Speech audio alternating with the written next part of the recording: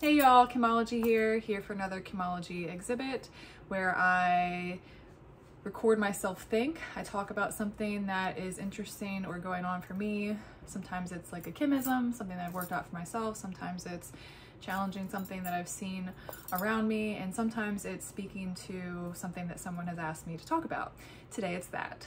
And I actually tried to record this last night, and I did record it. It wasn't I tried to, I did.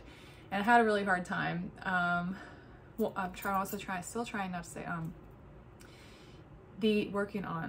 I'm also having feelings about saying try a lot. If you're in the personal development sphere or have heard that kind of stuff, it's like try is bad. You shouldn't say try. You are doing it or you're not. It's not try. I am working on not saying and I recorded a video last night, and I was speaking to morning ritual, and sometimes I feel like I get really long-winded. Like right now it's already a minute in and not sure I've said anything that interesting. And I'm a person who really likes efficiency, and I wonder if I would not be attracted to me in these videos. And I'm still doing it because I want to practice and create, improve, develop this skill where I see myself as a writer, and I would like to also be great at speaking and doing that in front of a camera specifically. It's like a very different thing. If you've never done it, try it. Like turn it around and do this and see how it changes what you say. So I tried this, I did this last night, and I had so many interruptions. If you've been following along, you know that I have a dying dog that I'm caring for, and I have a dog that is dying in the way that we're all dying every day, but he's much younger and not on the verge of dying. So I have those two things, and I have felt very interrupted. It's been a hard time, so this isn't about that. I'm just sharing that I did record this last night, and I got interrupted so many times that I am recording this again today, and this is the first time I have ever not used what I recorded, and I'm not sure I'm not going to use it. Maybe I'll use both so you can see the difference. That might be interesting. So now for the topic, which is morning ritual. And the question that I was specifically asked to speak to was about how to basically wake up and not get on your phone, not start scrolling, how to improve that, if that's something that you do want to improve or aware enough that you're like, I don't know if that's good for me, but you have that as a tendency, or you would call it a habit. What are some things you can do to break, change, or interrupt that? And I felt like I didn't want to speak to that without speaking to the whole morning ritual story. But when I was recording this yesterday, I was like, this is getting long and rambly and all over the place, and maybe again, I have a lot of concern about how long it is, because I think online spaces are seen as everything wants to be like short and to the point and very edited. So I'm really just exploring this. So morning ritual is the first thing I think that I really started to do as far as having practices or disciplines in my life.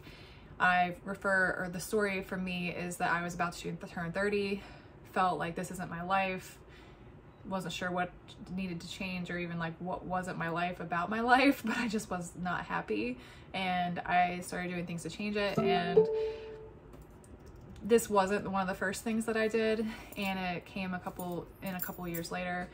And one of the first things that I did was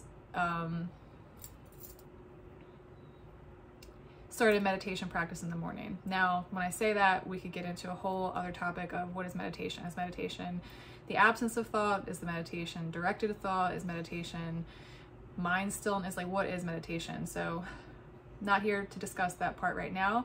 I'm gonna call it meditation and share with you that it was like a directed thought thing. And I picked that up because I was going to Tony Robbins conferences at the time. He was someone that I was drawn to, and out of a seminar where there's a bunch of stuff, there's like 1,000 things you leave and you could go do, and it can be very overwhelming. And I picked that one, and I was like, I'm gonna wake up every day and I'm gonna do this. And right now I'm wondering what was the actual order of all my stuff. Like, did I try morning pages and it didn't stick? Did I start this priming / meditation thing Or did natural wake up come first? Or did my get up when you wake up thing happen before the meditation, or did it happen at the same time? Like, I'm now very curious, and I would like to go and kind of look at myself and study that and get that more factualized. And for now, I can still tell you about it. So the wake up and get up thing became a thing because I refer to it as dread roll. Like, I used to be a person who would wake up to an alarm and I would immediately hit snooze 1 to 10 times, and that part of the, like, if you do that, at least for me, the next stuff is not good stuff. Like, you're laying in bed and you're dreading, I'm thinking about what I have to do in the day and who has a problem that I need to work on and all these things. This was also back when I had a traditional job where I worked for someone else's vision and I was the general manager. And so everything, like, I felt like everything, I had to manage everything. So if someone was calling out, I needed to know about it, if whatever the fires were. So it was imperative that I check my phone immediately. And so this is all part of it. Like, first I would dread roll, and then I would check my phone, and then I would get ready and leave and go to work. There would be no getting my mind right or any time for me, whatever that might look like. It was not good. And it's interesting now because I'm so far removed from that it's sometimes hard to remember what it was like, except it's never hard to remember that, like, terrible feeling of, I call it anxiety, but it's just like dreading your day. And that's a terrible way to live. So first it was wake up and get up. I also wanted to do natural wake up, and the priming / meditation thing, I'll go into maybe in a different video. And let's skip to the how to not get on your phone right away. So I think for me, and I think it is how a lot of humans, or maybe it's like a person who's not so precise with words would just say, people do this. And you're like, everybody? Are you sure everybody does that? How do you know? That's how my brain works. So I think it's natural for me not to say stuff like that. And sometimes I say those things too because it's so commonly abundant around us that I'll say things that I don't really like or believe either. So anyway, I think a lot of humans are connected to why, or it works to be very connected to a why. And the idea of putting myself first was very foreign, I was like probably pretty combative about it. Like, I don't think that's right, or how could anyone do that? Or it was very woo-woo-y, like, y'all yoga people do that, but that's not how life really is. It was probably some shit that I was thinking and saying at the time. And I was like, I'm a general manager of a business. I can't possibly not check my phone right away. Or, you know, I can imagine how it might be good or important, but how bad could it really be to, like, look at social media for a little while or whatever? Probably had those thoughts. Do they sound familiar? And whatever it was, I started having thoughts and thinking about things like, what if there's something to that? Like, what if it is actually important? Or I didn't enjoy waking up and the first things I was thinking about was whose crisis I had to solve, or what problem or project I had to work on when I was so overwhelmed at work, or none of that. Like, I didn't enjoy that. So what if I started my day with my own thoughts instead of what everybody else needed? And might I show up as a better human for all those people that want or need something from me, or that I want or need to give something to? Am I, like, showing up in a good state at all if I just am on, let's call it autopilot, or not paying attention, or whatever it is? So I explore thoughts like that, and when I explore thoughts, I often challenge stuff. It's like, does this hold up in every scenario? And as much as I mostly don't believe in absolutes, I look for things that are mostly absolute, and that is like, that's how I test things to decide if I want to use them in my life, if I believe that they hold up enough that they are close to absolute in a way that would be good to use as a rule that you don't question all the time. Like, is this a good rule to use here? It's like, this is a good rule, a good enough rule that it will work. It'd be a good thing 9 out of 10 times. Now I'm throwing around random numbers, but that's what I mean when I say mostly absolute. Truth is one that I stand by the most, truth and authenticity. I will choose that every time. And I now never think, is now a time that I shouldn't do that? It's like always authenticity. And it makes shit so much easier when you have some of this stuff figured out for yourself. I'm not saying authenticity or truth is necessarily your thing, but for me, having a few rules for myself that are go-tos, that in any situation, it's like, I don't want to go to work today. I'm kind of sick, but not really. What am I going to do? How am I going to say it? And to lie just straight up is not an option. So I've been, what tangent am I on now, you know? What is this prayer hands thing too? Like I keep doing this. That's weird. Getting up and not getting on your phone. So connecting to something about why you would do that and convincing yourself, meaning do the work, research the thing, see what you think about it. Don't like positivity talk yourself into something that isn't true for you. Like the stand in front of the mirror and say you're amazing 10 times.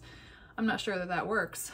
And so when I say convince yourself, I just mean do the work, look at it, see what you think, test it, and then change it if something's not working or doesn't hold up, and then see where you get to a place where it's like, yeah, okay, that works. So for me, it became no one gets my energy before I do. No one gets your energy before you do. And that was because I tested this idea of selfishness, and selfishness is said to be bad. We shouldn't be selfish. But then there's the people who believe in self-care. So if it's self-care selfish, that part's okay, but you still shouldn't be selfish. And it's like, okay, wait, what are y'all saying? What is selfish bad or not? So figure that out for yourself. And I did, and I ended up deciding, figuring out, choosing, believing what word is the most accurate for this, that selfish isn't bad, that you basically, like, that you can't be selfish. You can be, which is not accurate, really an accurate way to say it, but it is one of the ways I say it in my head. It's like, there's no way that you being interested in yourself is going to be ultimately bad for yourself or anyone else. It doesn't mean that I don't give a shit about anybody. It doesn't mean that I put myself first, and although that probably is true, I consider myself first. And I think that makes it so that I don't show up in my life as a resentful human almost ever. And when I do feel a little bit of resentment or start to notice, like, I'm not sure that this is like, when I have that feeling, I know what to do. I know where it comes from. It's because I've said something, or I've not considered myself or not put myself first, and I'm now becoming resentful. And we're kind of like, nobody wants to be resented, right? So if you are doing things that are making you resentful, that's not good. That's not good for the people that you care about. That's not good for the people you don't care about. Resentful is not a good emotion. Good meaning desirable. I'm not saying there's not good and like there's no value to it. So figure out a way to believe that your energy matters, and that doing some stuff to create, help, nurture, insert words that resonate with you, doing things that help your energy first thing every day is ultimately going to help you and everyone and anything you care about after that. And doing things for yourself could include social media. And my argument to that is that when you look externally outside of yourself ever, but especially in the morning, you are giving away or canceling your selfness, your intuition, your what's really going on here, whether it's here or here, the second mind, the stomach, whatever, all those the chakras and the da-da-das and whatever. What is going on internally before you start seeking or allowing external additions or interruptions or directives? Meaning when you jump on Facebook or Instagram, you don't have specific control over what you see. You have control over who you follow, and the algorithm shows you what you've been looking at and all this stuff. So in that way you have control. But when you first open it up, you have no control over what you're actually going to see. So now you're just like exposing yourself to not entirely random stuff, but what's going on here before you have this. And if you're uncomfortable with what's going on here, or if that's not something you want to do, that's probably an indicator for something a lot bigger and very important. So things that you can do that I have done that I think are good or I believe in to cultivate this energy that I'm speaking to about no one gets your energy before you do are things like getting up when you wake up, have a first thought. If you've ever seen my stuff about wake up and love, it's a whole thing.